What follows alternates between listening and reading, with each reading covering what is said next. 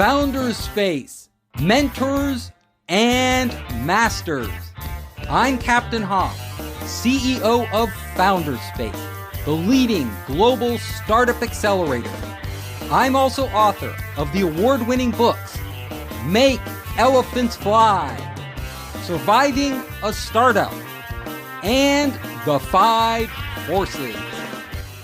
I am here today with a special guest, Brent Keltner. He is author of the Revenue Acceleration Playbook. Brent, welcome to Founders Space Podcast. Hey, Steve, thrilled to be here today. It's been long in coming, and I'm really looking forward to the conversation. Yeah, and I have to let you all know that Brent and I go way back. We go way, way back. Brent is a good friend. We were in high school together. He's one of the smartest guys I know and most driven guys I know. We were on the wrestling team together, and he pummeled me because he's a much stronger guy and a better wrestler. So it's payback. It's the first year, you remember the first year you just get your butt kicked. Yeah, but you were doing the butt kicking and I was getting the butt kicked. So that's the difference. But it was an amazing experience. We've kept in touch over the years. Brent runs an amazing business helping businesses out, and he's going to tell you a little about this. So Brent, let's talk about your book. Let's start with your book. Yeah, great. Summarize your book and what your mission is. Yeah, the mission is to let salespeople, but go-to-market teams do better, win faster, right? Close more deals and have a lot more fun doing it. Very simple technique, which is we've all grown up talking about our product. We position our product on a website. We talk about our product. We pitch our product. We know our product's a pitch deck. I know, like when anybody goes out for sales, they make their PowerPoint. It's all about the product. It's all about the product. We talk about having authentic conversations, which is just anchored on the buyer's why. Why did they show up for the call? If you get something they're working on, tell me more about what you tried, what's working, what's not working.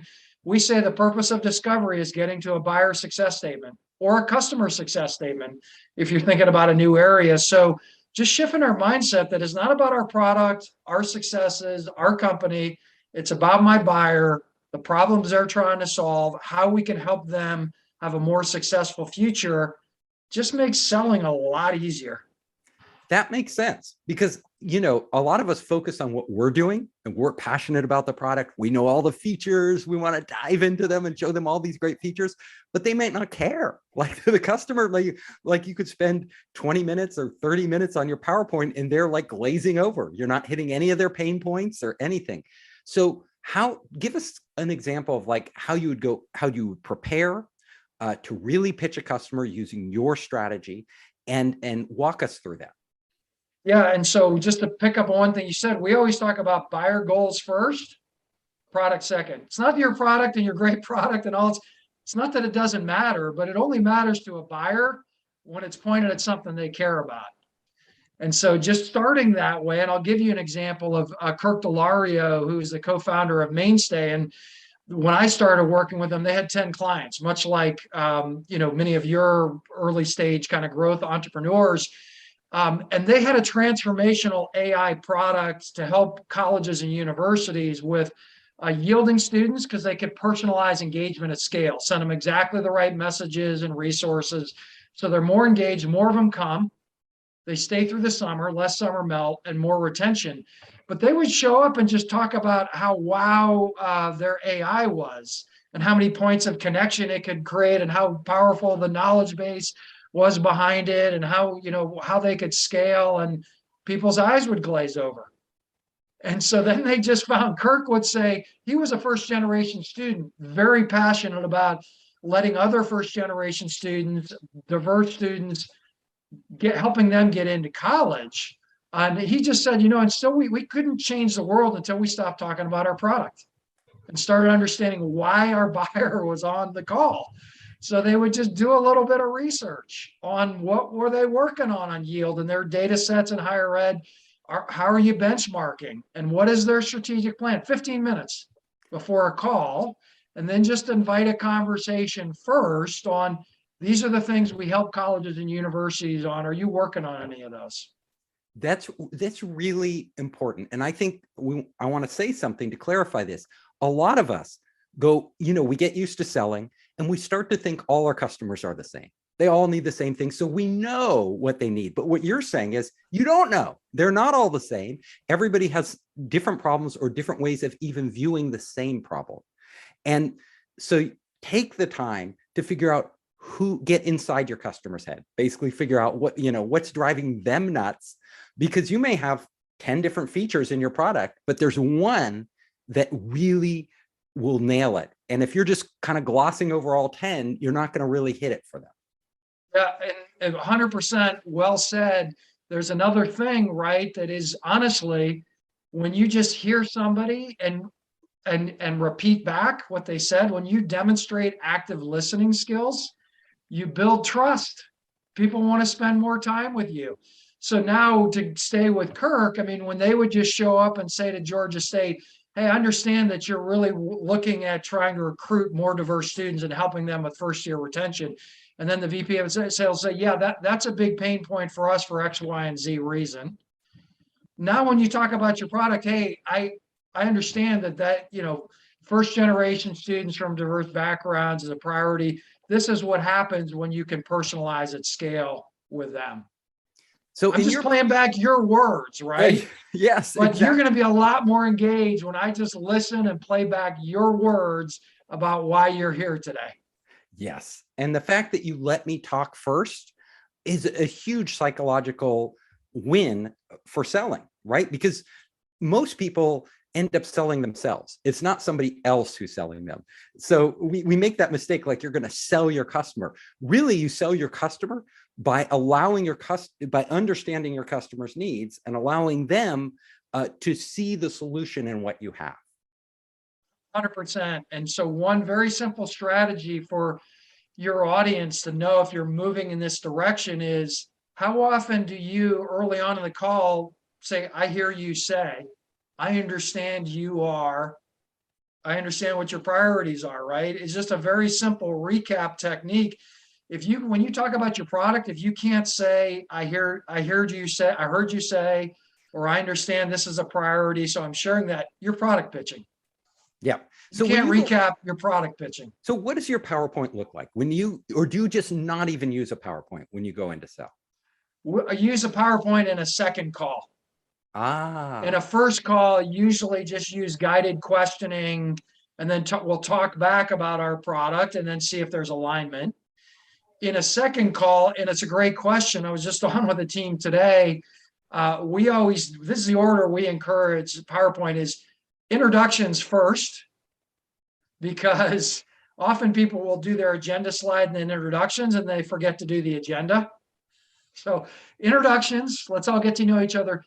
Let other people introduce themselves. Your introduction should include your elevator pitch, your 60-second commercial about what's unique about Wynalytics, what's unique about Mainstay, right? What is our brand promise? Then let's go to the agenda. Hey, I just shared what the things we help colleges and universities, in our case, what we help go-to-market teams. Now I want to spend a little bit more time just understanding your priorities and pain points. Then I can share more on our approach. And we're looking here to see if we have a fit today. Are there things we can help you achieve, and what would we do about it next? So cool. Introductions, quick kind of overview about us based on the introductions, quick agenda slide on what we're trying to accomplish. Now, when you first engage on that first Zoom call or in-person meeting with a potential customer, how do you open it up, and what are the key questions you ask to kind of get the best response, that give you the most information about what's in that customer's head? Yeah, so I eating our own dog food, I usually just do 15 minutes, and I commit to that. We're busy, and you're not going to do 2 hours of research and have a productive sales pipeline, but I'll do 15 minutes of research, and I'll just look at their website, right? And how good are they at showing their use cases and how they drive outcomes for their buyers? What industry are they in that we work with? So what might I hypothesize that they're working on about either, trying to engage new buyers, so new opportunities, closing more of their deals, sales acceleration, installs is a big problem, land and expand. How do we use our account motion? And I will introduce us and, Wynalytics as kind of, we help teams shift from product driven to more holistic go-to-market strategies that anchor on value and build a more seamless buyer and customer journey. With companies like you, often we see these are 2 or 3 things they're working on. Are you working on any of those? If not, are there other things that got you to take the call today? Okay, right. And that's an important one. Why did you take this call? Why did you take the call? Right. What's in your head? So now let's move forward. So you've done the first 2 meetings with a customer. What comes next? What's your strategy? So for us, and we encourage this in any discovery call, you got to get a champion, right? We sell to people, somebody on their side has to, we don't close anything. The buyers on that side, we have to guide them to a close. So we got to get a champion. You don't go to a stakeholder group until you have a champion that can tell you how you can make them more successful. Now you got to get that stakeholder group. Everybody's selling to 6 to 8 people. Who else, Mr. or Mrs. Champion, was just on a call with a company in the industrial automation space. Okay, so she's the COO, VP of marketing, key engagement, CEO is going to have to sign off. All right, how do I get that group lined up? So now I got to get stakeholder lined up. And to your point, you've done a couple of calls. For us, we talk about a key thing people often miss is, okay, sounds like we have alignment around these use cases. What's our path to partnership? What are the steps we have to go through on, okay, we're lined up with COO, VP of marketing. What do we have to do? What's the business case for the CEO? What's your procurement process look like? In some cases, does IT have to get involved? How does legal treat these? Like you have a sole source process, is there RFP? So literally we say, build a slide at the end of your stakeholder deck that just shows what are our next steps and who do we have to involve on your side? Because often we get to good engagement and then there are 4 other steps that become frictional and we've never asked about them. So before you send a proposal, kind of agree on the steps to a close and your proposal becomes part of that closing process. That's great. So yeah, so you with them are mapping out the steps and then you're putting that back in the proposal and getting their buy-off on that. Exactly. Sales process has failed because it talks about what sellers do. You need a mutual process. If you haven't externalized to your buyer the next steps, you're like trying to wrestle with an arm tied behind your back. We know about that. We know about that. We've been on the wrestling team. You can't really do that. So every step, right? I got to get buy-in. What do I do next? What do you do next? And we have to agree. It's a mutual process. Otherwise, our deals stall. So are there certain techniques you use when it comes right up to the close to get them to commit? Like you do a lot of sales into big strategic organizations. They can be quite difficult. You might not, they can be quite slow. So if things slow down or if they stall out, what do you do? Yeah, well, so slow down and stall out are slightly different. But if we take the different scenarios, how do you get urgency in the close? I always think about a work back plan, right? Which is to say, what date do you want to be I'm going to recap their value. What date do you want to be started on to make sure you're securing new opportunities or closing deals at a higher velocity? And I want to pin a date, right? Ballpark within a couple of weeks or a start of a date. And then it's what do we have to do to go back? So that's one scenario, how to build velocity to the close. The other scenario is it's slowing down, right? Or kind of stalling. Usually there you need to just reconfirm value. I mean, I just sent an email last night and I think this deal is going to die where we don't have budget approval from the SVP. It's one of his VPs that would have to be the champion. And I just sent him an email and I said, we talked about getting together to build a proposal in an ROI case. Does that still make sense to you? Yes. And my guess is he's not going to respond, but I need him to say, yes, I still see that value to spend a lot more time on it. Yes. Because if you're not getting that confirmation, you're wasting your time. If you're not getting that confirmation, for whatever reason, they just they were never serious in the first place. Another thing takes priority, and you don't have visibility into that unless you ask. 100%. You got to ask directly and transparently. And so we say, use the last 10 minutes of every call on exactly this. Like, this is what I see as the fit. Do you see that? And then what do you need to do about it next? What do I need to do about it? Get those commitments in real time with the person in front of you and get a next calendar date pinned to the calendar. And when you say pin that date, do you pin aggressive dates on your end, or do you have them set the date? I mean, we're going to work to their calendar, but I'm not going to get off the phone until we have an agreed on calendar date. Okay, so you want a date. What if the date is way off and it seems really like it's way too far away? What do you do then? I would still pin a calendar date. There's an example of a learning and development company. They sell into Series 6, Series 7 into corporations. And I know the guy's interested on the right time. I mean, we have been kicking this out, right? 60 days at a time. And just because he hasn't got his budget, he's got budget, he hasn't got the use case lineup. And I just say to him every, time, I'm like, are you still interested in investing in a training and coaching service like ours around revenue leadership? So I think it's okay. But if things are stalling, you got to come back and confirm they still see the value and give them an option to say no. And as soon as they say no, flush it and move on. Yeah, that's a really good advice. One of my best sales mentors that I ever had a phrase, and he said, push for a no. Like, if you're not getting a yes and you're asking these questions, then, push them to give you a no, because like you said, you can move on. Like, a lot of people don't want to give a no. They're sort of passive aggressive. They've decided they don't want to do it, yet they just want to hang in this limbo area, which is it's immensely frustrating. Is immensely frustrating. And a version of what you just said, I like push for a no, is second best answer is no. It is. Because you can move on.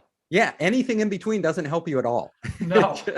You're expending time and energy on something that probably doesn't exist. Yep. So can you give in the revenue acceleration playbook, which every entrepreneur listening should be reading, because we all need to accelerate revenue, can you give a few more tips that entrepreneurs can walk away with and that will light up their mind? Yeah, I mean, if you don't know your customer stories, you should. Because what a lot of folks don't do, they have satisfied customers and they never ask them why. What did I change for you? And when you start selling your customer stories and your customers as heroes, right, you get a lot better idea of how to sell more. Because you're going to go find people with that problem that look like that customer. So to get these stories, you ask your customer, how do you get them to tell you? Yeah. So we say, give a 3-part outreach, right? Which is just, hey, we've had success together. It's been great working with you. Would love to capture more what's worked, what really has gotten you to lean in, but also to hear anything that's not working. So let them know it's going to be a rah-rah session. It's like, you really want to get better at your relationship. So, hey, would love to just check in on how things are going, what's really working for you, what's not working for you, or anything we could improve, right? Best way to ask that. Could we just schedule 15, 20 minutes of time to hear more about that? 30 minutes, whatever. And do you record these? Do you record them on video? 100%. Yeah. I mean, you ask for permission, you record them, because now you're going to get their language. So you want to then be true. That's what you're going to go through. Hey, tell me how things are going. For some prompted questions, you might want to probe on what's working or what's not working. What's the thing that's been most valuable to you around that second question? Would love to hear that in your own words. Anything we could improve on. But I want people not add a fourth thing, which is, if those first two go well, is, and are there any peers or people in your network that might, similarly get a similar kind of value? So it's an opportunity for customer service, capturing your testimonials, but also getting some references. Yeah. And I find getting the references after you've done a really good job is the best time, like right at the end, and not to wait too long because people forget, when they have that really good feeling, that's the time to get the references. 100%. So know your customer stories, use it as a way of deepening your relationship with that customer, finding new people like them, and getting direct references. Yeah. And if you have those videos, I'm sure do you get permission from them to share those videos with other potential customers? Yeah, I mean, that's something we started probably a year ago. We call them plays in practice. And, we'll take a 2-minute snippet and then we put it on our website or we email it to other people. Not everybody's comfortable doing it, but the ones who are, it's just awesome, right? Right, because a lot of people want, they're on the fence, they don't know, they're trying to choose between you and somebody else. And if you can just send them a few clips, a few 2-minute clips of people just like them who used your service and are talking about exactly what it did for them, super powerful for closing. Yep. Yeah. So that's one, is know your customer stories. But the two, I just want to shift a mindset shift. And we were just on coaching a guy today. He had an outreach. It was an expansion outreach email to a new business unit. And it really was about the product and what the product did. And what we said is, hey, you just told a really great story about an internal champion that is getting a lot of value. And this is what they said. And you also know a couple of peers that are like them.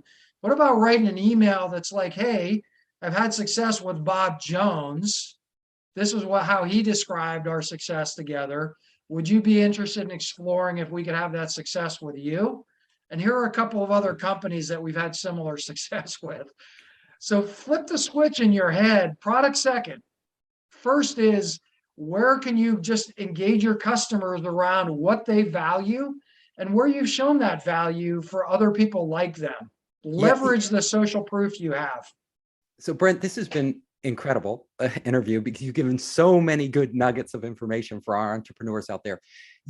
I will kind of summarize it. And it's one thing that I truly believe is that people don't care about your technology. They don't care about your product. They care only about what you can do for them. And I think that's at the heart of it. And your techniques for getting to that and going through the process, super valuable. So before we wrap up, can you tell the entrepreneurs out there how they can get a hold of you? Yeah, so one thing they can do, they can go to our book website, www.authenticitywins.com, right? Authenticity wins. We make more money. We like our jobs more. Our customers like us more. So they can go there. They can actually download a free chapter of the book, the forward and the free first chapter of the book. But they're also, people can email me directly. They can connect on LinkedIn. My email is BKELTNER, Brent Keltner, bkeltner@Wynalytics.com. They can email me, and always happy to answer questions by email and love sharing best practices. That's how we've gotten good at what we do. We listen well and we answer well and we take other people's good practices. We're active learners. I hope you enjoyed the show. If you liked it, hit the subscribe button and share it with your friends. You can help us create more great content by subscribing and sharing. Also, if you want to access our online startup program, our investor network, and our entrepreneur resources, just come to founderspace.com.